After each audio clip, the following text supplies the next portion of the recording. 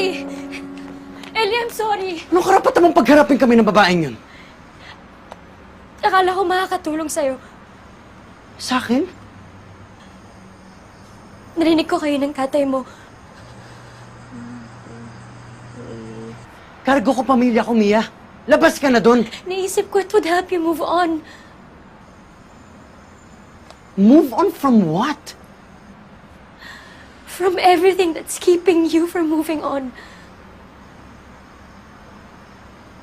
Bakit? Ano bang alam mo sa nararamdaman ko? Alam mo ba kung anong mga pinagdaanan ko? Hindi. So stop acting like you know my pain. Stop acting like you own it. Pwede mo sabihin sa akin kung kailan ako mag-move on. Kahit si Celine. Kahit si Celine nakasama ko sa lahat na alam ang lahat, hindi pinakilaman yung mga desisyon ko. Hindi ako si Celine. So stop comparing me to her. Tama! Hindi ikaw si Celine. And you will never be Celine. Celine is dead. Hindi na siya babalik, Ellie.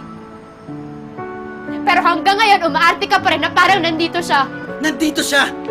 Dahil nandito siya! Kung nandyan siya, nasan ako?